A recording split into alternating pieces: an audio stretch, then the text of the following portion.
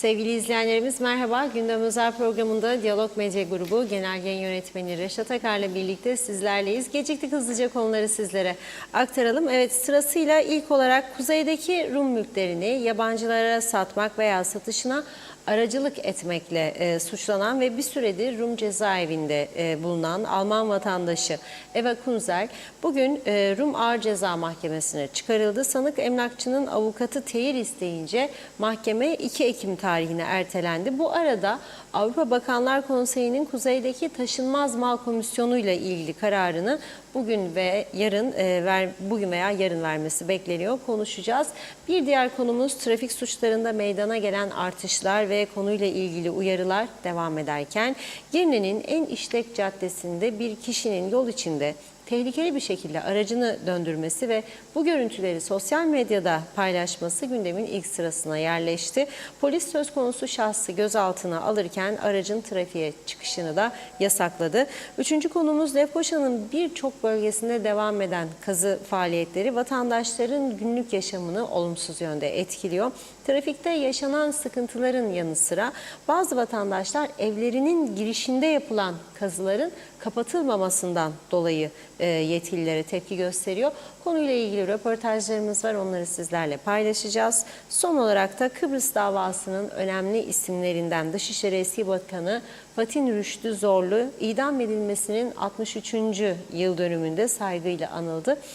Bu arada Net Holding Yönetim Kurulu Başkanı Besim Tibuk tarafından yaptırılan Fatin Rüştü Zorlu heykeli dün düzenlenen bir törenle açıldı. Besim Tibuk herkesin Fatin Rüştü Zorlu'nun hayatını okumasını istedi. Konuşacağız. Evet, buyurun Reşat Bey. Evet, herkese hayırlı günler dileyerek başlayalım. Biraz geç başladık. Bugün özür diliyoruz ama kendi içimizde, yani yandaşlarımız, ilişkili olduğumuz kişilerden, kurumlardan bile istediğimiz malzemeleri elde etmekte zorlanıyoruz. Çok ciddiyetsiz, çok verimsiz işlerle uğraşan yahut da verimli iş yapamayan insanlarla uğraşmak zorunda kalıyoruz. Özür diliyoruz çok. Malzeme toplamak, bu ülkede bilgi toplamak son derece zordur. Göreceksiniz yakın çevrenizden bile, ama biz normal iyi bir gazetecilik yapmak için elimizden geleni yapmaya gayret edeceğiz, ediyoruz, etmeye de devam edeceğiz. Şimdi mesela bir olay var, bugün sizlerle paylaşacağımız Girne'nin en merkezi yerinde bir trafik suçu ağır. Onunla ilgili bilgi almak için bile birçok kaynağı arkadaşlarımız arayıp bilgi toplamak zorunda kaldılar. Çünkü servis edilen bilgi polis tarafından devlet ajansına birçok eksiklikler içeriyor. Yani şahsın adı yok, efendime söyleyeyim kullandığı araç yok, aracın markası, plakası yok, bu çılgınlığı yapan sürücünün yaşı yok. Hangi suçlamalarla karşı karşıya, ne tür ceza aldığı veya alacağı ile ilgili bilgi yok. Uğraşın babam, uğraşın, bulup çıkarabilirsiniz. Tabii bizim izleyicimize, okuyucumuza karşı sorumluluklarımız vardır. Bunu en iyi şekilde yerine getirmek istiyoruz. Evet, bugün öncelikle gene mülkiyetle başlıyoruz. Çünkü bu mülkiyet konusu yıllardır üzerinde duruyoruz. Eğer bu taşınmaz mal komisyonu çalıştırılmazsa başımız çok ağrıyacak diye uyarı yaptığımız bir konu olduğu için mülkiyet konusu gene bugün gündemimizin ilk sırasında yer alıyor. Ekranda gördüğünüz şahıs 49 yaşındaki Alman vatandaşı Eva Kunzel. Eva Kunzel Kıbrıs'ın kuzeyinde Esentepe bölgesinde bir ev satın almış. Daha sonra o bölgedeki müteahhitler kendisine iş teklifinde bulunmuş. Demişler ki mülklerin Almanya'da pazarlamasını yap, iyi komisyon al, güzel para kazan, rahat ve huzur içerisinde yaşa. O da bu teklifleri kabul ederek Kıbrıs'ın kuzeyinde, özellikle işte Esentepe bölgesinde Olive Tree Village dedikleri bölgede ve bir başka yerde yeni yapılmış mülkleri Almanlara satma görevini üstleniyor. Ama bu arada Larnaka'dan uçuş yapıyor. Almanya'ya gidiyor. Almanya'dan dönerken uçakta yanında oturan yolcu sivil kıyafetli bir Rum polisi. Tabii o kişinin Rum polisi olduğunu bilmiyor. Adam ona soruyor, sen nerede kalıyorsun? Larnaka'da mı, Limasol'da mı? O diyor ki, ben Esentepe'de kalıyorum, Girne'de. Yani diyor, kuzeyde. Ne iş yapıyorsun diyor. Alman kadın saf saf diyor ki, emlak pazarlamacılığı yapıyorum. Mülk pazarlaması. Rum polis onun bilgilerini topluyor. Muhaciret işlemi yaparken kameralardan kaydını alıyor ve diyor ki oradaki polis yetkililerine, siz bunu kayıt altına alınız. Tekrar çıkış yaparken onu tutuklayınız. Ve bir hafta sonra, yani 2 Temmuz günü Almanya'dan Larnaka'ya geliyor. 7 Temmuz günü de 5 gün sonra tekrar Larnaka'dan Almanya'ya uçmak istiyor. Havaalanına gittiği zaman başına gelecekleri bilmiyor tabii. Ve orada onu Rum polisi tutukluyor. Ve kendisine dava okuyor. Ondan sonra Rum Kaza Mahkemesi'ne çıkarılıyor. Rum Kaza Mahkemesi tutuklu yargılanması ve ağır cezada yargılanması yönünde karar üretiyor. Bugün ağır cezadaki ilk duruşması gerçekleşecekti. İlk defa yargı önüne çıkıyor. Ağır ceza yargıçlarının önüne. Ve orada avukatı diyor ki, bu duruşmanın ertelenmesini istiyoruz. Bazı gerekçeler ortaya sürüyor ve bugün Rum kesiminde yayın yapan bazı gazetelerin, Cyprus Mail ve diğer yayın yapan gazetelerin internet sitesinde yer alan habere göre bu duruşma 2 Ekim tarihine ertelendi. Simon Aykut biliyorsunuz İskele bölgesindeki Sezars grubunun yaratıcısı diyelim, oğulları üzerine şirket yürütüyor. O da ağır cezada yargılanıyor ve dün bahsetmiştik sizlere. Cumartesi günü avukatları aracıyla yayınladığı bir mesajda Türkiye ve Kuzey Kıbrıs Türk Cumhuriyeti yetkililerine çağrıda bulunmuş. Burada çok zor koşullarda yaşıyorum. Beni unuttunuz. Ölüme terk edildim diye sitem ediyordu. Fakat o gün oldu, bugün oldu. Herhangi bir açıklama yetkililerden gelmedi. Yani Simon Aykut sahiplenmedi. Vatandaşı olduğu KKTC yetkilileri onun tutuklanmasıyla ilgili gerekli açıklamaları yapmaktan kaçındı. Çünkü Simon Aykut hem Türk, hem KKTC, hem Portekiz, hem de İsrail vatandaşı. Dolayısıyla belki de onun İsrail vatandaşı olması bizim yetkililerimizin açıklama yapması açısından bir engeldi. Bilemiyorum. Bu konuda bir tepkisiz duruş var bizim tarafta. Tabii ki inşaat yaptığı yer Kuzey Kıbrıs. Satış yaptığı yer Kuzey Kıbrıs. Para ödediği veya para kazandığı yer gene Kuzey Kıbrıs. Ama bütün bu yaptıklarından dolayı o cezaevinde yargılanacağı günü beklerken ve alacağı cezayı, hapislik cezasını beklerken 73 yaşındaki adam Kuzey Kıbrıs'tan herhangi bir mesaj alamıyor. Ne de Rum yetkililer bu konuda uyarılıyor. Şimdi bu iş öyle bir noktaya geldi ki Kuzey Kıbrıs'taki mülk satışlarına ağır bir darbe vurdu. Bunu herkes söylüyor ama bu konuda ne yapılacağı konusunda hiç kimse bir çıkış yolu göstermiyor. Yine bakıyoruz son günlerde birçok kesim taşınmaz mal komisyonunu gösteriyor. Diyor ki komisyon var, Avrupa İnsan Hakları Mahkemesi verdi, çatır çatır çalışıyor. Halbuki çalışmıyor. Çalıştırmadınız. Çalışması için kaynak yaratmadınız arkadaş. Çalışması için kaynak yaratmadınız. 7.400 civarında başvuru, 1.800 neticelenme ve neticelenmiş olanların da önemli bir kısmının tazminatlarının ödenmediği biliniyor. 7.400 bugün 17.000, 27.000, 37.000 olacaktı. 5 yıl, 6 yıl süreyle siz bu komisyonu parasızlık gerekçesiyle çalıştırmadınız. Ama daha çok hükümet değişikliği yaptınız, sık sık seçim yaptınız, daha çok makamlar yarattınız, daha çok müşavirler yarattınız, müthiş harcamalar yaptınız, 13'leri vermeye devam ettiniz, örtülüleri vermeye devam ettiniz. Ama bu taraftan bu hayati meselede adım atmadınız. Şimdi bugün Kuzey Kıbrıs'ta emlak sektörü ve o sektörle birlikte yürüyenler krize girmişse bunun sorumlusu Kuzey Kıbrıs'ın siyasetidir. Bunun sorumlusu Yüce Meclis'tir. Dianellos tütün fabrikasında görev yapan arkadaşlardır. Başka sorumlu aramayın.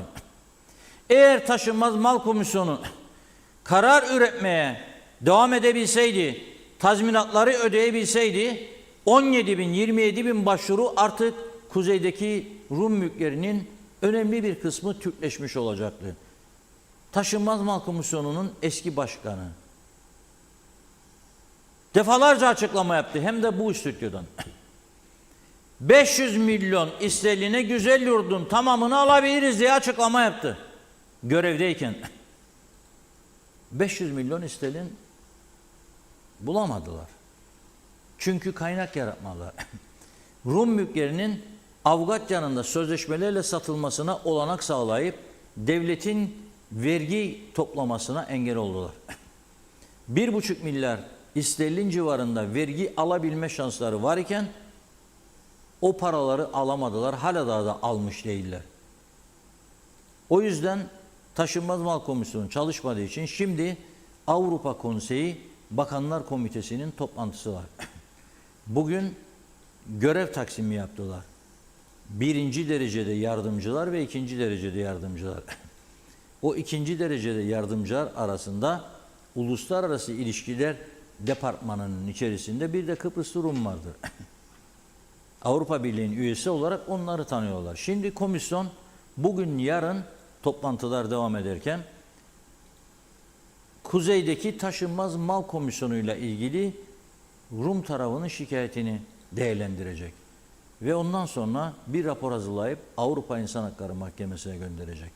Avrupa İnsan Hakları Mahkemesi Taşınmaz Mal Komisyonu'nun görevini yapıp yapmadığına veya görevine devam edip etmeyeceğine karar verecek. Eğer görevine devam etmeme gibi bir karar çıkarsa o zaman buradaki ekonomik çöküntüyü ben şahsen düşünmek bile istemiyorum. Anavatan Türkiye verir. Anavatan Türkiye'nin de sıkıntıları var. Anavatan Türkiye'ye vermek istedi aslında. Dedi ki ilk dönemlerde verdi de siz dedi oradan hiç olmazsa %20'sini bu Rum arazilerini satarken dedi şahıslar alınız dedi %20'sini ekstradan bir vergi, adını da verdi bizdekilere. Şerefiye vergisi deriz biz bunun adına dedi. Şerefiye vergisi. Meclisten yasa geçmesi lazımdı. O yasayı Yüce Meclis geçirmedi.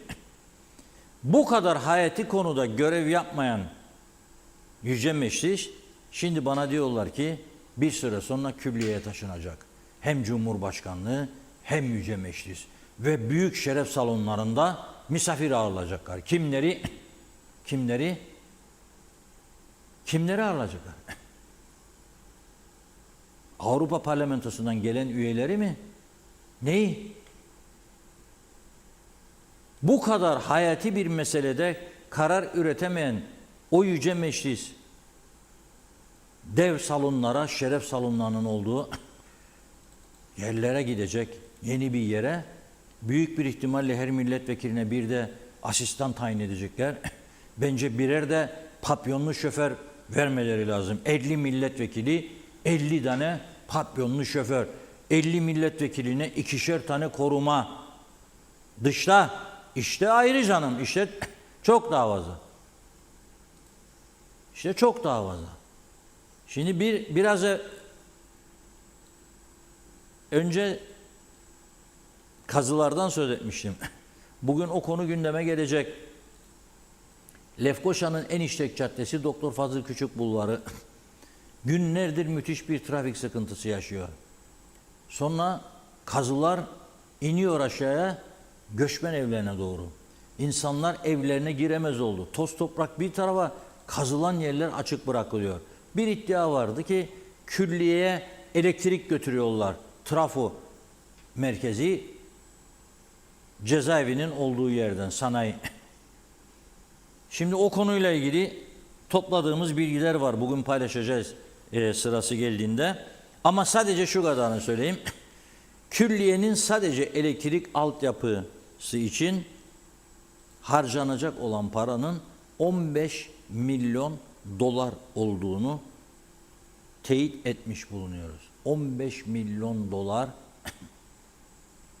külliyenin elektrik projesi. Uzunca bir süredir, yıllardır elektrik kesintisi yaşayan, trafonun yetersiz olmasından dolayı elektrik kesintisi yaşayan Gönyeli, Yenikent, Taşkınköy, Ortaköy bölgelerinin trafolarının güçlendirilmesi ve yaşanan elektrik krizlerinin, kesintilerinin ortadan kalkması için gerekli miktar ise 3 milyon dolar. Külliyenin 5 kat daha fazla bir elektrik yatırım projesi var. Aynı zamanda elektrik tüketimi ne olacak biliyor musunuz külliyenin? Günlük 15 megawatt. 15 megawatt demek 5-6 tane, 10 tane, 15 tane köyün elektrik gideri demek. Tabii olmasa mı olsun yani o kadar olsun yani. Bir koskocaman TRNC yarattıysak olacak. Böyle dev parlamento binamız, Cumhurbaşkanlığı sarayımız olması lazım tabii. İşte ben öneriyorum. Atlı süvariler falan, Mehdiran takımı, sade senfoni orkestrasını alıp götürecek oraya Cumhurbaşkanı olur mu? Yani senfoni orkestrasını dinlemek isteyen var, anlamayıp dinlemek isteyen var. Dinlemek istemeyen var daha Türkçesi. Belki ben Mehdiran takımını dinlemek istiyorum. Yani böyle bir geçsin önümden. Metahandan geçenler de duysun. Orada Rum askerleri, barış gücü duyması lazım. 15 milyon dolar sade elektrik. Evet ama bu taraftan Taşınmaz Mal Komisyonu işleri yürütmek için para bulamıyormuş. Şimdi mülkiyet konusu da gerçekten hayati bir konu olarak karşımızda duruyor ve umut edelim Avrupa Konseyi, Bakanlar Komitesi olumsuz bir karar çıkarmaz ve Avrupa İnsan Hakları Mahkemesi de olumsuz bir karar çıkarmaz. Bu hafta Kuzey Kıbrıs açısından kritik bir haftadır. Hem bu kararlar verilecek, dün bahsetmiştim işte Eva Hanım'ın duruşması, onun seyri, onu da 2 Ekim'e ertelediler. Şeyde biliyorsunuz Simon Aykut'ta 27 Eylül. Zaman kazan Rum tarafı burada siyasetin karıştığı kesin bu işin içine. Rum siyaseti diyor ki biraz zaman hele bir New York'a gidelim. Masaya gelecek mi gelmeyecek mi Türk tarafı? Masaya gelmeyecekse o zaman hücum. Biz ne hazırlık yapıyoruz bu konuda? Bilen yok. Yüce Meclis tatilde, helal olsun. 1 Ekim dediler. 1 Ekim'den önce dönme niyetleri yok. 41 kere maşallah derim ben buna. 1 Ekim. Hatta isterlerse 1 Kasım yapsınlar. Ne olacak? Yani zaten memlekette problem yok. Her şey süt liman. Her şey pırıl pırıl. Onun için 1 Ekim, 1 Kasım ne fark eder? Zaten haftada 2 gün bazen yarım saat, bazen 2 saat, bazen 1 saat toplanıp birbirlerine ders vermenin dışında bir şey yaptıkları yok. Kamerayı görüyorlar orada, BRT kamerasını. Ver Allah Allah birbirlerine. Bitiyor mesela. Yani durum bu kadar açık önümüzde seyrediyor. Tabii toplumun önemli kesimleri de sessiz. Ben bakıyorum. Yani bu mülkiyet konusunda önemli kesimler sessiz. Herkes şeye geçmiş. Uyku moduna geçmiş. Kimseden ses çıkmıyor. Bildiğim bir tek şey var. Güney Kıbrıs'a geçmekten korkuluyor. Bunu zaten kendileri de itiraf etti. Emlakçılar Birliği'nin yönetim kurulu üyesi Hüseyin Sadeki geçen hafta bizim programımızda canlı telefonla bağlanmıştı. İtiraf etti. Hasta olan insanlar veya bir yakın hasta olduğunda dahi güneye geçmeye korkar oldular dedi. Durum bu vaziyette. Bunu çözmek için herhalde New York'taki görüşmeler büyük önem taşıyor diye düşünüyorum. Bakalım göreceğiz. Buyurun Funda Hanım. Teşekkür ederek hızlıca mesajlarımıza başlayalım. Şerife Turgay, Derya İzzet Ahmet, Fikret İpekçioğlu, Fatih Aztekin, Serdar Cesurer, Harun Kıyak, Şenol Tatlıcıoğlu iyi yayınlar diledi. Mehmet Şenler, Hüseyin Noroğlu, Fevzi Mehmet Çağoğlu, Erdal Yarkın'da, Kemal Osman Ceyhanlı'da iyi yayınlar, iyi akşamlar demiş. Aynur Yüzügüler, İsmet Esenyel de iyi yayınlar diliyor. Mustafa Özcan, her şey istikrar için. Veli Baş, asgari ücretle ilgili bilgi var mı? Nazime Nalbant, Londra'dan herkese selamlar. Her şeyin iyi olmasını dilerim. Yine bu kazalar çok insanın canını yakıyor demiş. Herkes dikkatli olsun, daha çok ceza verilsin. İyi ki diyalogumuz var.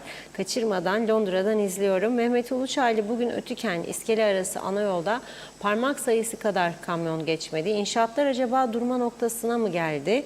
İzzet Ahmet, orası Kuzey Kıbrıs. Tabii bilgi almakta zorlanmak normal demiş. Mehmet Yıldız, Türkiye her yönden çöküş içinde. Hırsızlık, adam kayırma, saçma ekonomi programları Kıbrıs'ta bundan maalesef etkileniyor. Arif Mustafa Cüce, Erdemli Alata'dan selamları, iyi yayınlar. Ali Dereseven, bana göre bu tutuklamaların bazılarında büyük oyunlar dönüyor. Yakında ne olduğu görülecektir. Abdurrahman Albayrak, Reşat Bey demiş, kurultay var şu anda. Simon Aykut'u düşünemeyiz. Şu anda önemli olan kurultaydır. İstikrar önemli olan. Gürkan Giritli, Mehmet Ali Özdemir, Hasan Özgür, İsmet Sencer iyi yayınlar dilediler. Hasan Nihat Erduran, 63 işgal ve istilasıyla devleti ganimetle yen, katil olan komşular can hesabı vermeden mal hesabı sormaya devam eder. Ateşkesi bozmak için çaba sarf ederler. 2006 yasasıyla 2006'ya kadar akılları neredeydi? Bizsiz anayasal dahi olmayan Güney İdaresi'nin demiş. KKTC ve TC canımız malımızla oynayan bütün Rum yetkililere tutuklama ve yargılama emri çıkarmalıdır diyor.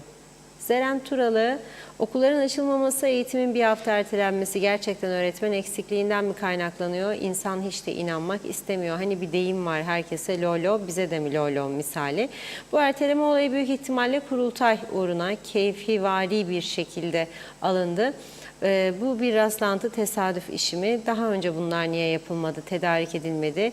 Eğitim Bakanı ne yapıyor demiş. Vallahi pes doğrusu. Sayarak her selamlar, duyduk duymadık demeyelim. Haberler TV 2020'de bizleri mıknatıs gibi ekrana çekiyor.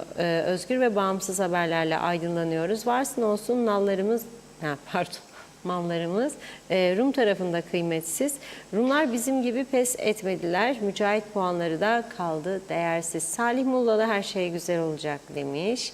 Ferah Yılmaz Erolkar, severek izliyoruz. Bizleri aydınlatıyorsunuz. Teşekkürler. Ali Dereseven, bazı yabancı inşaat şirketleri binlerce insana parasını almasına rağmen yaklaşık 10 yıldır sattıkları evlere koçan vermedikleri doğru mu? Bu konuda şikayetler var mı?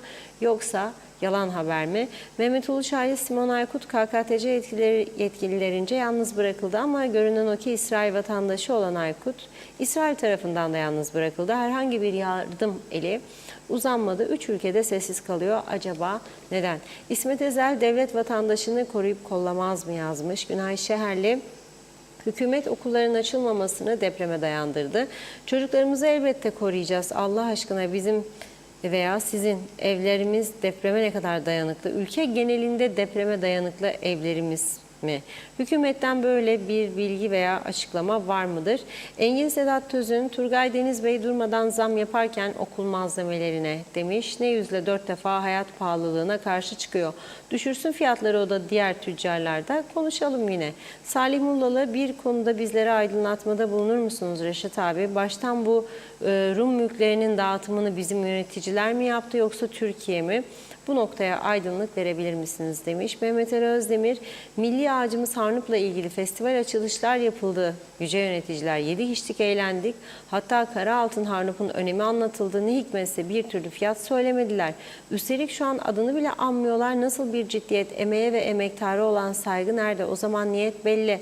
Her yok olan ağacın yerine imara açık arazi demektir. Lütfen bu konuyu gündeme getirin. Tatlı sudan selamlar. İsmet Ezel, bando da gerek demiş. Seyer Aker, külliye ödeyenindir diyor. Yani Türkiye'nin demiş. Hemen şuradan kaldığımız yerden yeni çok mesajımız gelmiş. Evet, Fikret İpekçioğlu, işte bunun adı hep kendime derler. Yüce Meclis trofa, al sana 5 katı trofa. Halkı düşünen var mı demiş. Özkan Özdemir, örgütlü kötülük yapmaya devam diyor. Evet, İsmet Bey Hasan Bey'e cevap vermiş. İsmet Ezel, devlet çalışanının yıllık izni kaç gün diyor. Ali Dereseven, yıllardır elektrikleri her gün gece gündüz, ne oldu da bir anda düzeldi. Sabotaj oldu belli. Kesinti olmadığı için elektrik konusu gündemden kalktı. Halbuki filtre takılmadığı için zehirlenmeye devam ediyoruz. Demek oluyor ki insanlar zehirlenmeyi kabullenmiş durumdadır. Kutel Tosun, iyi yayınlar dedi. Evet, Tema Yavaş Londra'dan selamlar demiş. Salih Taşkın, Yaradan'a kul. Dün inanılmaz anlam veremediğimiz bir trafik vardı. Bence bu yaşananların dolandırıcılık, hırsızlık, rüşvetin tek nedeni ülkenin bölünmüşlüğüdür diyor.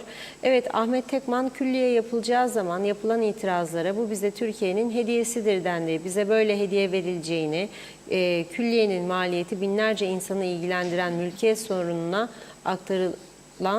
aktarılacağı orası yarım kalmış bilinirdi diyor. Teşekkür ederiz. Birkaç mesaj daha aktaralım. Aytaç Bey iyi yayınlar diliyor. Salih Mullalı, Rum babamın arazisinden otoban geçirdi. Babam karşılığını istedi ama ona anlaşma sona erdi dendi. Rum, yani yaz tahtaya al. Hiçbir zaman böyle adalet olmaz. O zaman biz de tutuklamaya başlayalım. Bakalım nasıl olacak diyor. Hasan Nihat Erduran, sebep olan hesap verecek demiş. Yunanistan defalarca suçüstü yakalandı. Artık garantör olması imkansızdır demiş. Evet, daha var mesajlarımız. Yine devam edeceğiz. Teşekkür ediyoruz. Buyurun Reşat Bey.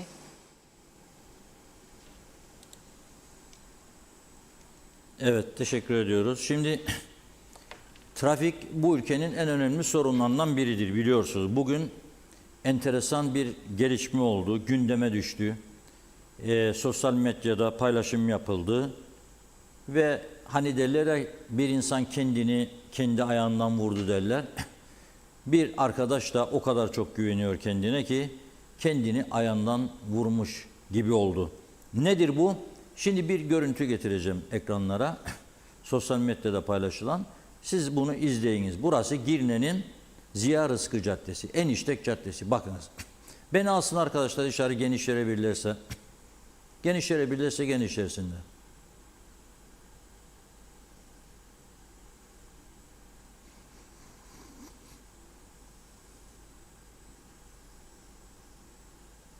Ses varsa ses de verin ama bilmiyorum ses var mı.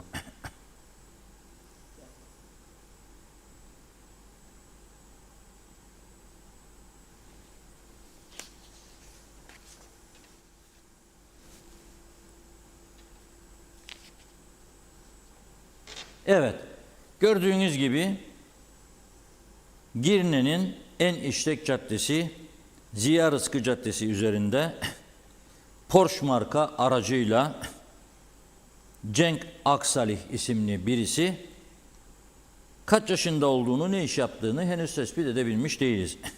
Polisin yaptığı kısa bir açıklama var. Tatmin edici değil tabii. Ne ceza verildi? Araç trafikten men edildi diyor. Fakat kendisine ne ceza verildi?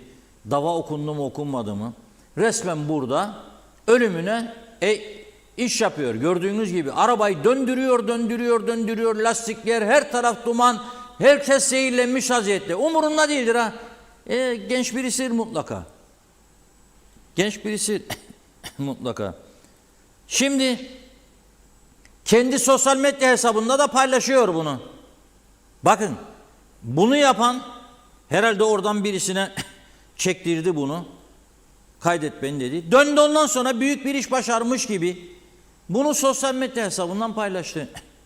Vatandaşlar bu durumu görenler polise bildirdi. Tabii oradaki insanlar 9 doğurdu korkudan, ben tahmin ederim bunu. Hangi dükkanın içine girecek? Hangi orada arabalar var görüyorsun? Hangi arabaya vuracak? Kaç kişiyi öldürecek? Herkes müthiş bir korku içerisinde. Ve bu Forever TR'si de bu şu ana kadar herhangi bir ceza almış değildir. Sabahleyin götürdüler karakola. Biz programa girmezden önce araştırdık. Şu ana kadar herhangi bir ceza verilmiş değildir dediler kendisine. Enteresan bir durum. Bunun cezası nedir diye bilgi almak istedik. Ama kim isterse olsun, benim babamın oğlu olsun isterse. Bunu kimsenin yapmaya hakkı yok. Burası nedir ya? Dağ başı mı Kıbrıs? Üstelik Porsche arabayı gösterecek. Ve biz bir taraftan da insanlar geçinemiyor diye röportajlar yayınlanıyoruz. Fakirlik, açlık başladı bilmem ne diye. Okul kıyafetini alamıyor çocuğuna birçok yüzlerce aile. Kırtasiye ihtiyacını karşılayamıyor. Ve bir taraftan da bakın siz dünyanın en pahalı araçlarıyla Girne'nin en işlek caddesinde da sen buraya turist getireceksin ha? Ya da burada insanlar huzur içinde yaşayacak ha? O apartmanda oturanlar, oradaki dükkan sahipleri hangisinin içine ne saat girecek? Deli gibi korkudan titredi insanlar. Ve aradılar polisi. Polis diyor, şöyle diyor polis. Sosyal medyada tehlikeli sürüş görüntüleri paylaşılınca diyor, araç sahibi tutuklandı, aracı da trafikten men edildi diyor. Polis basın subaylığı Girne'de Ziya Rızkı Caddesi üzerinde bir sürücünün insan hayatını tehlikeye atacak şekilde aracını kaydırıp kendi etrafında döndürerek tehlikeli sürüş yaptığını görüntülerinin sosyal medyada yer alması üzerine araç sürücüsünün polis ekipleri tarafından tespit edilerek tutuklandığını açıkladı. Girne Polis Birliği'ne bağlı trafik ekipleri tarafından tespit ederek tutuklanan araç sürücüsü aleyhinde tehlikeli sürüş yapmak suçundan yasal işlem başlatıldı. Aracı da trafikten men edildi. Şimdi haber müdürümüz birçok yeri aradı. Cevap alamadı birçok yerden ama cevap aldığı yerde vardı tabii. İsminin açıklanmasını istemeyen polis içerisindeki bir kişi. Diyor ki Porsche Taycan marka otomobille bu tehlikeli sürüş yapan şahsın Cenk Aksarik olduğu öğrenildi. Mevcut yasaya göre, bakın Yüce Meclis size sesleniyorum, bu sizin eserinizdir ha. Yüzlerce insana ölüm korkusu vermek, böyle bir şov yapmak aracına en işlek caddede cezası 6.785 Türk lirasıymış. Bir de 20 ceza puanı. Şimdi burada duralım. 2 bardak şarap içtim. Yoluma doğru dürüst adam gibi gidiyorum.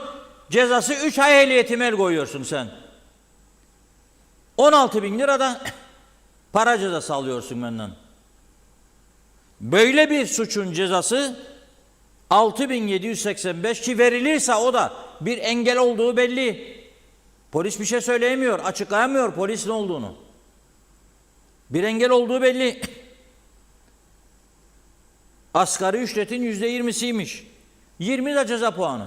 Şimdi sen bu şekilde bir uygulamayla bu ülkede trafik suçlarını sen azaltabilir misin? Sorarım. Azaltabilir misiniz? Sorarım ben size. Yok. Hükümetin işidir. Ya hükümet yapmıyorsa bu görevini, hükümet kurultay derdine düştüyse Yüce Meclis bu konularda ağırlığını koyacak, bu konuyu sadece günlerce tartışacak ve ortak bir karar çıkarmaya çalışacak. Çıkmazsa da kamuoyunun gündemine getirilecek. Kamuoyu da tartışılacak. Bu şekilde bu ülke gidemez hiçbir yere. Bakın, nutuklarla bir yere gitmemiz mümkün değildir. Nutuklarla hep böyle vatan millet Sakarya 63-74 ambargosu da Birleşmiş Milletler yalan dolan. Ve şunu da tekrar ediyorum. Bu halden bellidir. Kuzey Kıbrıs aynı zamanda anormal derecede zenginleşen bir bölgedir. Birçok insan zenginleşmiştir. Nüfusun büyük bir çoğunluğu da fakirleşmiştir. Nüfusun büyük bir çoğunluğu ciddi sıkıntı altında kalırken evinin mutfak ihtiyacını karşılayamazken, çocuğunun okul üniformasını yenileyemezken, belirli bir kesim bu şekilde ve özellikle de mülkler üzerinden böyle bir servetin içine gömülmüştür. Sen şimdi yaşını bilmiyorum, bilsem söyleyeceğim. Ama 30 mu, 28 mi, 25 mi? Kim ona bu arabayı altına çekti? Sonra gene arkadaşlarımız bir araştırma yaptı. Bu arkadaşın 2020 ve 2023 yılında bazı olaylara karıştı ortaya çıktı. Görüntüde işte ralli kıyafetiyle zaten arkadaşı görüyorsunuz. 2023 yılında Girne'de kız arkadaşıyla araçta seyir halinde bulunduğu sırada kız arkadaşını darp etmekten tutuklanmış. Cep telefonunu kız arkadaşının yüzüne fırlattıktan sonra araçtan inmiş, her iki eliyle de kız arkadaşının kafasına vurmak suretiyle darp edildikten sonra 10.000 Türk lirası nakit yatırarak serbest kalmış. Yahu şimdi cep telefonu gün bada gün vurdun kız arkadaşın kafasına. Kafa beton gibi yarılmadı. Veyahut da biraz bir şeyler oldu. Ne olacak? Yani bu suç mu yani? 10.000 lira. Yüce Meclis gurur duysun ya. Karpaz sahillerinde misiniz yoksa İskele sahilleri? Yoksa Bodrum'da mı? Devam edin 1 Ekim'e kadar tatile. Bu memleket sizden çok iş bekliyor, çok fayda bekliyor. Çok umut beslemiş durumda size. Kurtaracaksınız inşallah bu ülkeyi. Gerçekten. 10.000 Türk lirasına serbest bırakılmış. 2020 yılında ise Girne'de bir bar kavgasına karışmış ve bacağından yaralanmış. İşte burada arşivler konuşuyor. Biz arşivlerimize güveniyoruz. Diyalog Medya'nın arşivlerinden çıktı bu iki konuda. Ama devletin arşivi var mı? Devletin bizleri aydınlatacak bilgisi var mı elinde? Kaç yerlerden bakalım telefon gitmiştir polise. Polis Genel Müdürlüğü'nün bu konuyu örtbas edeceğini sanmıyorum. Dün daha konuşuldu. Yargı bağımsızlığını istediği Yüksek Mahkeme Başkanı, başsavcı suçların arttığına değindi. Suç patlaması var ülkede. Nüfusa göre dedi suçlarda çok fazlalık var dedi. Nüfusun çok yani olması gerekenin çok üzerinde suç var dedi Sayın Altıncık, başsavcı. Yüksek Mahkeme Başkanı da yargının bağımsızlığının önemine dikkat çekti. Suçlarda artış olduğuna dikkat çekti. Bazı yasaların eskidiğine dikkat çekti. Yüce Meclis, yoksa külliyeyi mi bekliyorsunuz? Orada mı geçireceksiniz yasaları? Orada hiç geçirmezsiniz. Orada misafir ağırlamaktan vaktiniz olmayacak zaten. Böyle geniş salonlarda asistanlarınızla birlikte böyle bir halıların üzerinde yürüyün. Gelen görsün milletin vekili burada sizi karşılıyor. Hizaya gel. Kiminle görüştüğünün farkında ol kardeş. Milletin vekili Yüce Meclis. Resmen dünya bizimle dalga geçiyor, ben size söyleyeyim. Gülüyorlar bize. Türkiye diyorlar. Ben de öyle diyorum aslında, kimse gücenmesin. Türkiye diyorum, bir top attı bizimkilerin önüne. Ali topu tut. Tut Ali tut. Budur. İlkokulda bizlere oynatılan oyundu bu. Ali topu tut. Tut Ali tut. Hadi be çocuklar dedi. Oynayın oğlum bu oyunu. Ne güzel oynuyor bizimkiler vallahi. Nazar değmesin inşallah. Zeytin yapraklarını yakını, tütüdün etrafı. Özellikle meclisin önünde hep eylem olmaz arkadaşlar. Böyle gönüllü insanlar bekliyorum. 50 milletvekili var. 50 kişi arıyorum ben. 50 gönüllü. Kadınlı, erkekli. Gidiniz mevcut Diyanello Tütün Fabrikası'nın etrafında. Meclis binası. Oradan böyle bir 50 defa dönünüz ellerinizde. O zeytin yaprakları çatır çatır yansın. Dumanlar çıksın. Tütsülendirin orayı. Sonra da yürüyecek yol bulursanız yeni külliye ve meclis binası yapılan yerden geçin. Toz toprak duman var. Bir şey değil. O dumanın arasına, toz toprağın arasına zeytin Dumanları da karışsın. Ne kadar güzel. Ne kadar güzel. Sabah uyandık, gene bugün bir hale mesajlar geliyor. Sesli, yazılı. Aman Allah'ım diyorlar. Gönder adamları metana diyorlar. Ne oldu? Sivil savunmaya kadar uzadı kuyruklar diyorlar. Niçin diyorum, ben de biliyorum tabii. Onlar da bildiğimi biliyor. Diyorlar, külliye yüzünden tek şeride geçirdiler bizi, hiç yürümüyor. Ya diyorum, bir külliyeniz olacak, sabredeceksiniz kardeşim. Bakın güneyde böyle bina yok. Adamlar 60 Cumhuriyeti'nden kalma binada çalışıyorlar. Rum Temsilciler Meclisi. Lefkoşa'nın en eski bölgeleri, eski genel hastanenin karşısında. Orada devam ediyorlar. Lefkoşa Rum Belediyesi 74 öncesindeki binasında devam ediyor. Büyümedi mi Lefkoşa Rum kesimi? Büyüdü. Ama personel sayısını bizim gibi patlatmadılar. Bakın bizim saray var. Lefkoşa Belediye Sarayı. Girne Belediye Sarayı. Güzelyurt yakında, pek yakında bu sinemada. Külliye yeni parlamento binası. Cumhurbaşkanlığı Sarayı. Mesela Trump kazanırsa ilk ziyaretini buraya yapabilir. Gelecek gidecek şimdi, yani Ersin Bey onun mevcut yerde mi? Bakın Derviş Bey, Allah iyiliğini versin, Biden'ı karşılamıştı Cumhurbaşkanlığı Sarayı'nda. Ama Biden dedi gelirken bayrak istemem dedi. Kaldırın dedi. Kaldırdılar bayrakları. Biden geldi, böyle bir girdi çıktı. Başkan yardımcısıydı. Şimdi Trump kesin gelir canım. Yani böyle bir saraya gelmeyecek ya, nereye gidecek yani? Hangi ülkede böyle bir saray var? Türkiye'yi kastetmem, anavatan yaptı, o onun bileceği sorun. Ben ona hiç karışmam. O onun sorunu. Ama ben buraya bakarım. Hangi ülkede böyle bir saray, parlamento ve cumhurbaşkanlığı sarayı?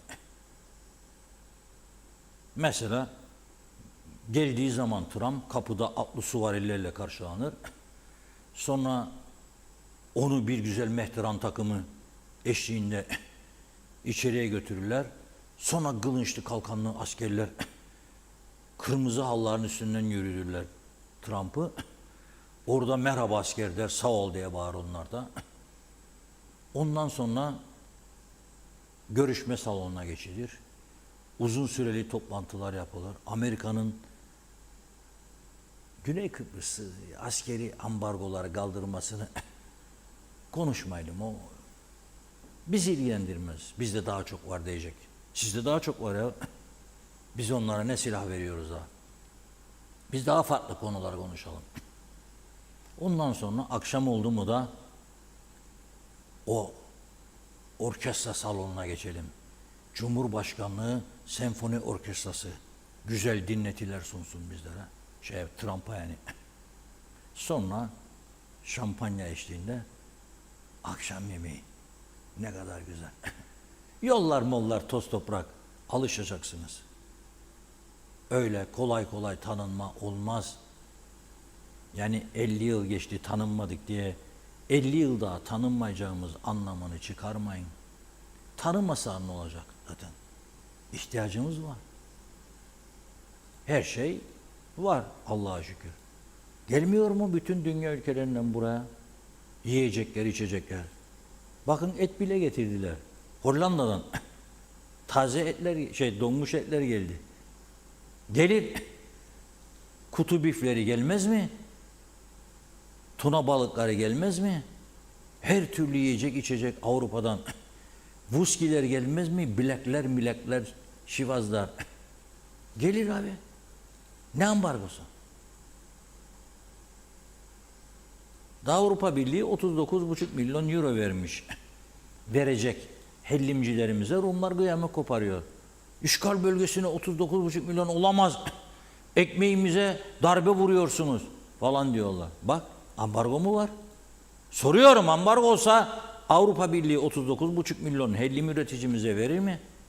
Belki inşallah bu parayı alırlar ve denetlenir de inşallah sağlıklı hellim tüketebiliriz ha. Bir de o var.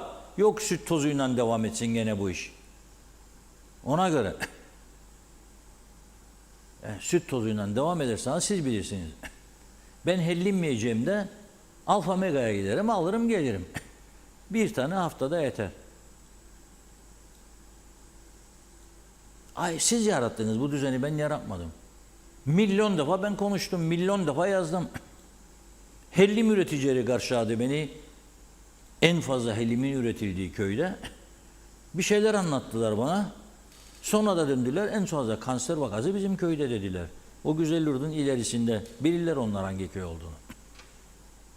Nasıl yiyeceğim? Denetliyor musunuz siz? Nasıl denetleyeceğim? Kuyudan çekilen sular şişeleniyor. Hangisinin denetlendiğini, hangisinin denetlenmediğini ben nereden bileceğim? Güneyde 4 tane, 5 tane su markası var hepsi. Ağırlıklı olan 3 tane. Burada 3000 tane. Ben ne bileceğim? Orada kaynak var, Trodos, burada kaynak yok. Çek kuyudan doldur şişeye. Ha ozonlanır. O tamam. Ne kadar ozonlanır? Ozonlamanın derecesi nedir? Bunun vücuda etkisi nedir? Bilemem. Bilen varsa açıklasınlar. Ben bilemiyorum. Sözde bir şeyler olacaktı. Mart ayında dediler. Mart'a kadar süre verdilerdi. Eylül'e geldik. Hiçbir açıklama yok. Aman ha. İdare et.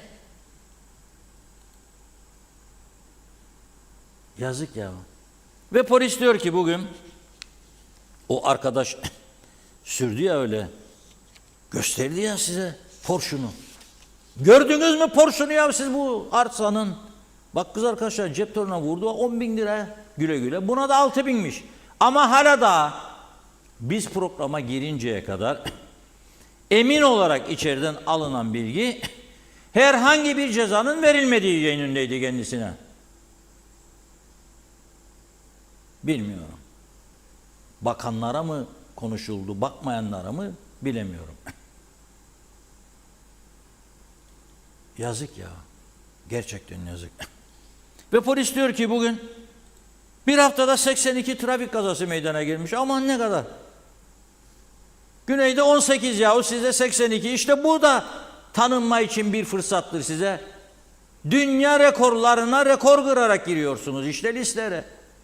Bir avuçluk memlekette bir haftada 82 tane kayda geçen gaza. 800'den de eminim kayda geçmeyen var.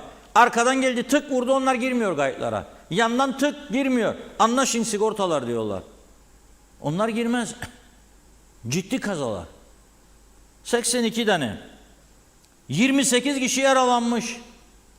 Allah yardımcıları olsun. 2 tane ölüm. Bir haftada. Rekor üstüne rekor. Forever işte budur. Rekor üstüne rekor. Şimdi bozulur bazılar ama bozulmasınlar. Düşünsünler ki kendileri korumalarla, şoförlerle giderken veyahut da polis onları gördüğünde selam dururken milletin vekilidir diye aile yakınlarının neyle karşılaşacağını kimse bilmez. Ziya Rızkı Caddesi'nde dükkanı kimlerin vardır bilmez. Belki de en yakın arkadaşı oradadır ya da akrabası, amca oğlu, teyze kızı. Ya oradan kaçırıp da girseydi birkaç dükkanı devirseydi aşağı ne olacaktı? Ya da evleri. Bir şey değil. Telefon. Durdurun. Yapmayın. Böyle bir şey geldiyse ve polis buna boyun eğdiyse yandık demektir. Açık söyleyeyim.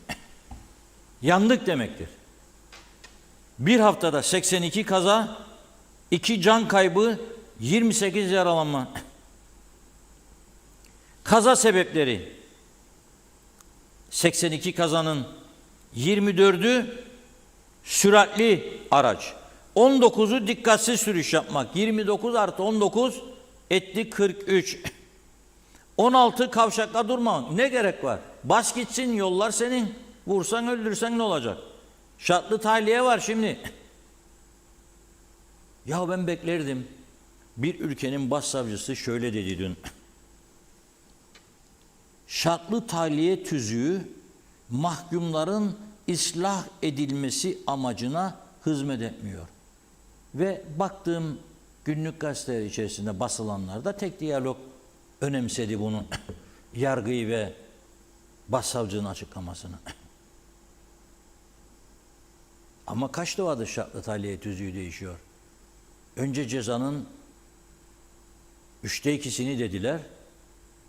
Çektikten sonra dediler cezanın yarısını çektikten sonra, şimdi dediler cezanın 1/3'ünü çektikten sonra. O zaman yargının verdiği karar ne oldu?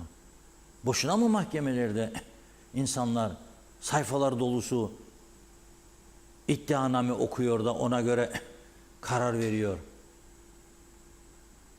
Nasıl bir adalet duygusu bu? Sen o zaman yargıyı hiçe sayıyorsun.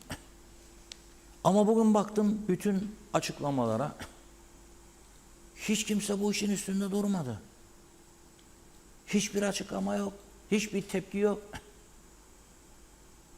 Helal olsun dedim. 14'ü yakın takip. Dikkat edin. Güney Kıbrıs'a geçenler bilecek. Lefkoşa Larnaka, Lefkoşa Limasolu'na giderken yolların içinde çizgiler ve ikaz işaretleri ve uyarı yazıları vardır.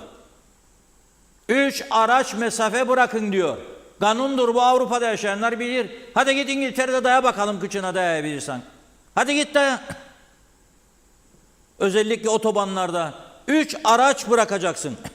Biz de gidiyor kamyonla tık tık tık tık, vurdum mu kaldı, bir ayak kaldı ya da bir yarım ayak kaldı. Dayıyor kıçına, acele yetişecek. Tabakhane var. Yetişecek. Ayıptır be. Nasıl kültür oldu be bu ülkede? Ve sen bunu nasıl ıslah edeceksin? Bu şekilde yetersiz cezalarla. Edemezsin. Ölüm yollarda kol geziyor. Ama buna karşı tedbir almayı düşünen, önlem almayı düşünen, kılını oynadan hiç kimse yok. Ölü toprağa dökülmüş bir toplum durumunda. Ülke genelinde yapılan denetimlerde 9-15 Eylül tarihi 13.791 araç kontrol edilmiş. İyi dinleyin, burasını da öyle tamamlayacağım trafiği. 2.462'si rapor edilmiş. 13.791, 2.462 ceza. 707'si sürat. 152'si cep. 19'u tehlikeli sürüş. 51'i dikkatsiz sürüş. Para arıyormuş devlet, para arıyormuş. Yollara boya çeksin ya da kırılan tabelaları, ama 255 kişinin ruhsatı yokmuş. Daha devam etmeyeyim. Her şey açık ve net bir şekilde ortada arkadaşlar. Ceza yazsalar size ne olacak? Tahsil edilmiyor ki paralar. O yüzden durum son derece vahim. Öksürmüyorsunuz değil mi? Öksürdüğü zaman mesajlar çok yüksek oluyor. Öksürüyorum. Öksürüyor musunuz? Evet, evet. Peki buyurun Kesinlikle. o zaman. Evet, kaldığımız yerden devam edelim. Cuma Meşe iyi yayınlar, kolay gelsin demiş. Özlem Uysal, insanların üzerine ölü toprağa atılmış gibi sessiz diyor. Turgay Gezen, Kıbrıs'ta var olan mal mülk sorununu çözmek isteyenler Kıbrıs sorununun çözümüne odaklanır ve Kıbrıs sorununu çözer. Mal mülk yegane çözüm yolu Kıbrıs sorununun çözümünden geçer. Kıbrıs'ın kuzeyinde kurulan Taşınmaz Mal Komisyonu aracılığıyla mal mülk sorunu çözmenin bedeli mevcut statükoyla bir yarım asır daha yaşamak demektir. Geldiğimiz noktada çözümsüzlükten kaynaklanan belirsizliğe ve yaşanan çok ciddi sorunlara tahammül kalmamıştır. Dolayısıyla Kıbrıs müzakerelerinin yeniden başlaması ve bu sorunun kısa süre içerisinde çözülmesi gerekir. Ertuğrul Kanık, ganimeti satarken milyon poundları cebe indirirken her şey güzeldi. Şimdi de o poundları kuruşu kuruşuna vermeye geldi sıra. Yok öyle bir yere kaçmak ganimetçi arkadaşlar. Yargılanmadan bitmeyecek bu iş veya vereceksiniz o çöktüğünüz malları sahiplerine, o zaman belki affeder. Orum arkadaşlar sizi, ne demiş atalarımız? Atalarımız ödeşmek adettendir. Soner Sabiler selamlar. KKTC Meclisi diyor tüm partiler, siyasiler, milletvekilleri, bakanlar hiç tereddütsüz bu yasayı geçirsinler. Hep bir ağızdan evet dediler mecliste diyor.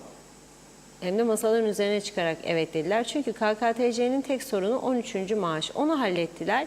Gerisi boş zaten demiş. Salih Mullalı, Kıbrıs eski Kıbrıs değil. Trafik ve bununla birlikte aktarma nüfusu çok büyük. Gerekli kural ve nizam sağlanabilmesi için caydırıcı cezalar derhal uygulanmalı. Celal Harun, harnuf fiyatını bir an önce açıklayın. Hasat zamanı bitti, hala fiyat açıklanmadı. Fiyatı bir yana bırakın, herhangi bir başka bir açıklama da yok. İstikrarlı hükümetten üreticinin ürünü elinde kaldı. Ne yapacağını, neyi beklediğini bilemiyor. Bu ülkede her kim üretim yapıyorsa onu yok etmeye and içmiş gibisiniz. Fiyatı açıklayın demiş. Ey gidi istikrarlı hükümet. Ülkemizi ne hale getirdiniz? Eskiden harnuf zamanı gelmeden insanlar heyecanla toplamaya başlarlardı. Şimdi hırsızlar bile tenezzül etmiyor toplamaya. Alpay Erişken, yollar darmadağın, Taşkent yolu darmadağın. Arıklı bu yolu hiç kullanmaz mı demiş. Sadece nereye? Karpaz tarafı mı demek istedi? Oraya yol yapar. Oyları aldığı bölgeye yatırım yapıyor diyor. 2 yıl önce başladı, yarım kaldı. Ne arayan ne soran var. Hasan Nihat Erdoğan, devlet tüccar değil. Harnuf, narenciye, arpa, buğday, nar, maydanoz, domates işiyle uğraşmaz. Herkes işini yapsın yeter. Arif Koruoğlu, kurultay geçsin bitsin, Kuzey Kıbrıs Türk Cumhuriyeti yine eski elektriksiz günlerine dönecektir. Hiç korkmayın demiş. Şimdiki kurultay düzenidir. Üstel durumu idare et politikası yürütüyor. Yücel Barbaros, TC keyfine hayrı olmayan Suriyelilere harcadığı 40 milyar doları Kıbrıs'taki başının belası olan Kıbrıs'taki Rum arazileri için harcasaydı Kıbrıs sorununu bitirirdi. Fikret İpekçioğlu, torpilliler konuşacak demiş. Yakup Romi, Akçek Hastanesi'nden randevu almak mucize oldu. Bu nüfusa sağlık ocağına döndü hastane.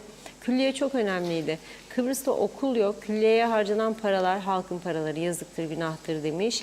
Mustafa Deniz Gezen, senin yerin meclistir Reşat Bey. İsmet Ezel, yazık bu ceza yapıcılara diyor.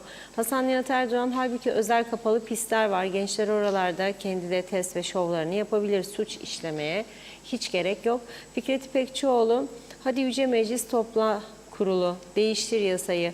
Bu çocuksa hak ettiği cezayı da alsın. Akıllı soruştur.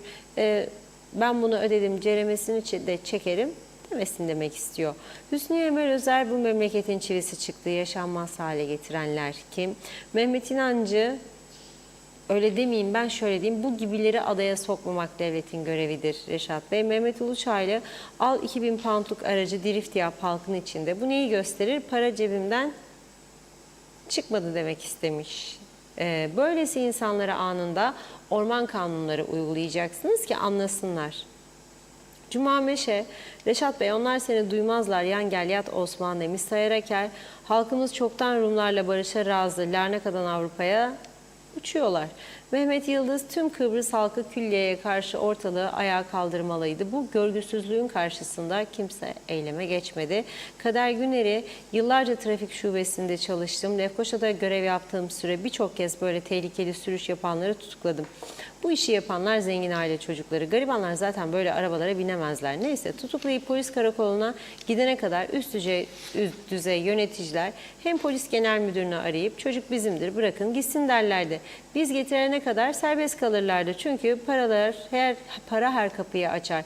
Bu yüzden şimdi de aynı olacak. Göreceksiniz, serbest kalacak. Takip edin.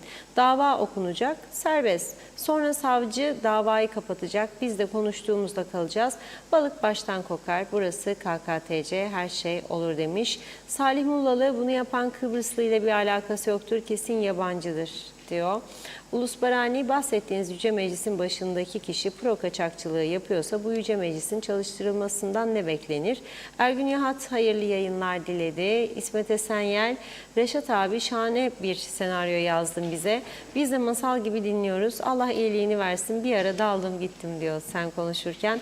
Mehmet Arıkan, dünyadan her şey gelir. Gelmez mi? Mallar raflarda.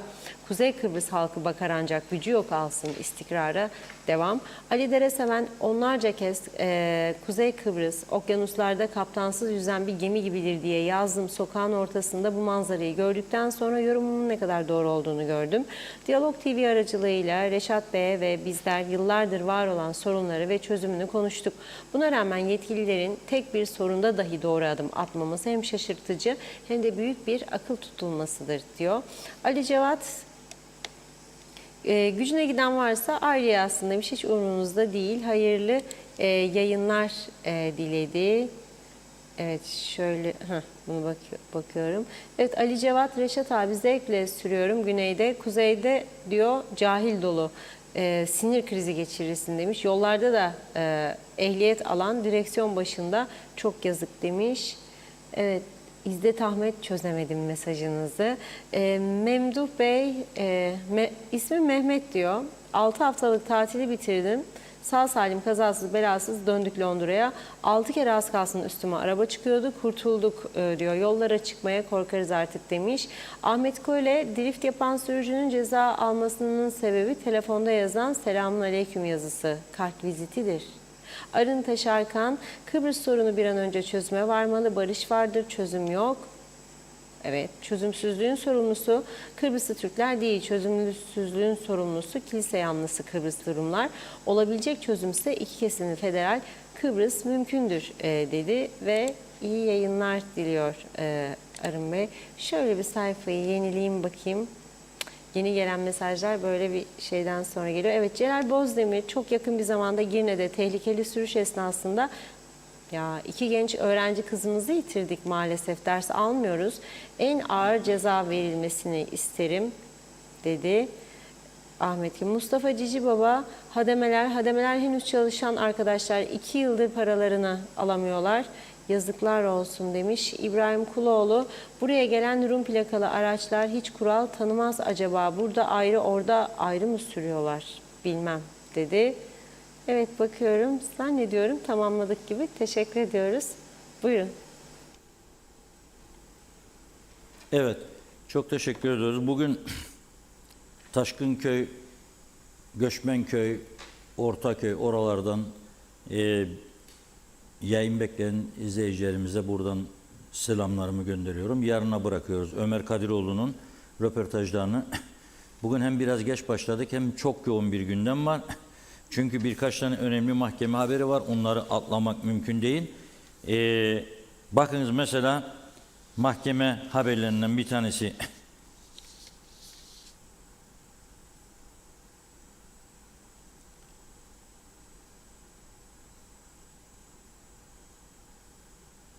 Üç tane yabancı, Afrika kökenli.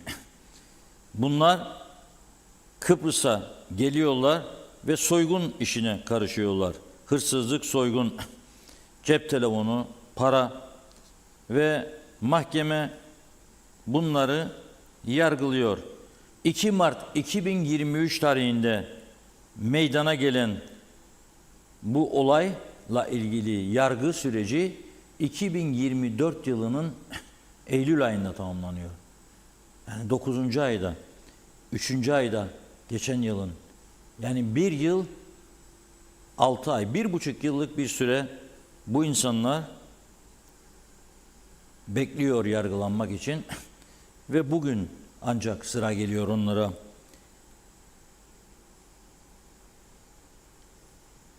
İki kişiye 5 yıl, bir tanesine 5,5 yıl hapislik veriliyor. Şimdi bunun niye okuyorum size? Bizi ne ilgilendirir diye bizi ilgilendirir. Çünkü 5,5 yıl cezaevinde biz KKTC vatandaşları bunları besleyeceğiz demektir. Bunun sebebi kaçak yaşamdır. Bunun sebebi kaçakları yakalayamamaktır veya yakalama konusundaki isteksizliktir. Besle. Her birinin aylık gideri 40 bin liranın üzerindedir. Besle. Cezaevi patladı. Besleyebilirsin. Bir başka olaya da kadın kocasından şiddet görüyor. Adam içiyor. Gidiyor eve. 29 Ekim 2023 tarihinde sabah 05 raddelerinde. Sarhoş vaziyette gidiyor. Kadını bir güzel dövüyor. Sonra da isteği dışında tecavüz ediyor. Karısı değil mi canım? Karısı ama bizim yasalarımıza göre böyle cinsellik olmaz. Dayak atarak, döverek, kan akıtarak Şiddet yoluyla tecavüz olmaz. Kadın önce şikayet etti polise. Sonra da herhalde baskı gördüğü için korkudan geri çekti. Ama yargı, işte o yüzden ben hep söylerim. Allah yargının ve polisin bağımsızlığını bozmasın. Bozulmasına müsaade etmemesi lazım halkın. Aksi halde bu ülke tamamen yaşanmaz hale gelir. Diyor ki yargıç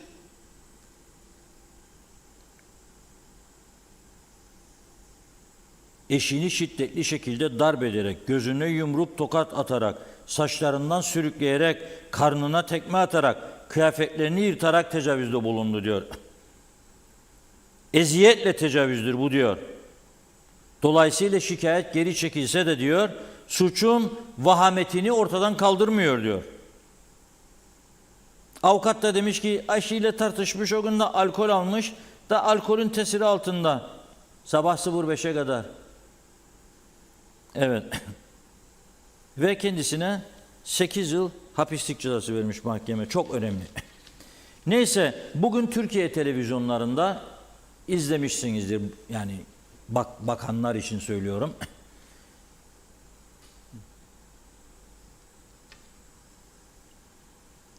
Türkiye'de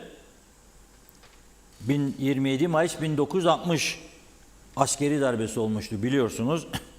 Dönemin Başbakanı Adnan Menderes, Dışişleri Bakanı Fatin Rüştü Zorlu,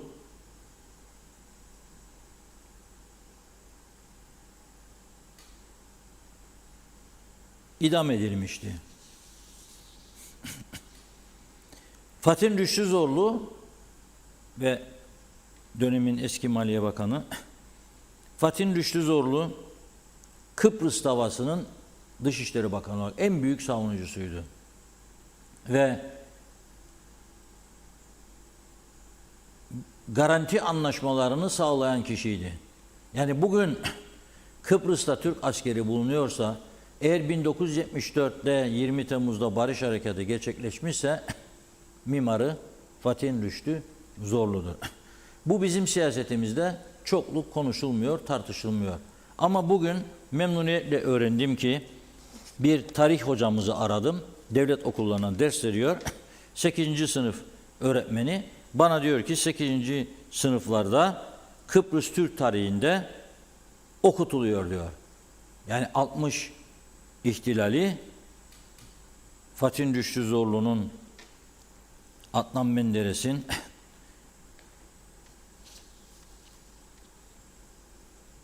idam edilmeleri okutuluyor diyor. Fatin Rüştü Zorlu'nun Kıbrıs anlaşmalarındaki rolü okutuluyor dedi. Memnuniyetle karşıladım.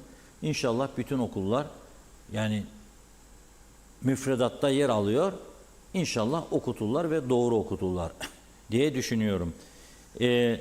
Dün akşam Türkiye'nin Lefkoşa Büyükelçiliği'nde Fatin Rüştü Zorlu'nun idam edilmesinin ardından 63. yıl dolayısıyla bir vefa gecesi düzenlenmişti ve burada konuşmalar yapıldı. Ama esas önemli olan Fatin Rüştü Zorlu'nun heykelinin dikilmesiydi. Çünkü bugün tekrar ediyorum, 20 Temmuz Barış Harekatı olduysa 74'te onun Kıbrıs anlaşmalarında koydurduğu maddelerin sayesindedir. Yani garanti ve ittifak anlaşmanı sağlamasından dolayıdır. Net Holding Yönetim Kurulu Başkanı Sayın Besim Tubuk en son inşa edilen ve gerçekten Kuzey Kıbrıs'ın gururu olan Merit Diamond Otel'in giriş kısmına Fatin Rüştü Zorlu'nun bu gördüğünüz ekrandaki heykelini yaptırıp dikti. Dün bir mütevazi törenle bu heykelin açılışı yapıldı. Ben de oradaydım. Gerçekten Besim Bey çok üzgündü. Çok kısa bir konuşma yaptı. Ve dedi ki heykelin altında bakınız bir şey var, onu okutun dedi. Ve gerçek hayatını öğrenin dedi.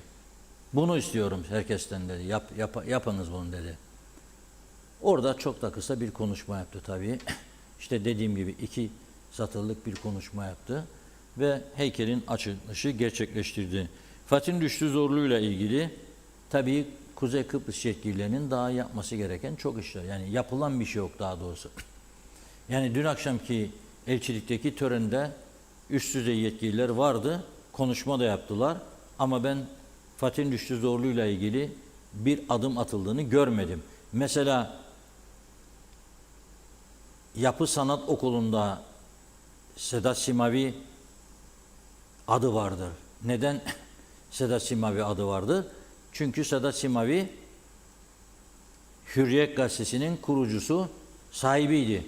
Sedat Simavi Kıbrıs davasının Türkiye'de duyurulmasına öncülük yapmıştı. O yüzden de Sedat Simavi adını verdiler oraya. Ama Fatih'in düştüğü zorluğu yoktu.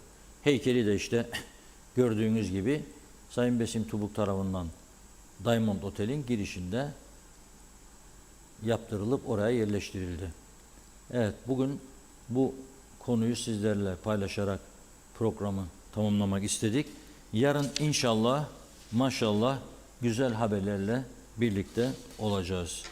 Çok teşekkür ediyoruz. Tamamlıyoruz sevgili izleyenler. Yarın yine aynı saatte görüşmek üzere diyelim. İyi akşamlar.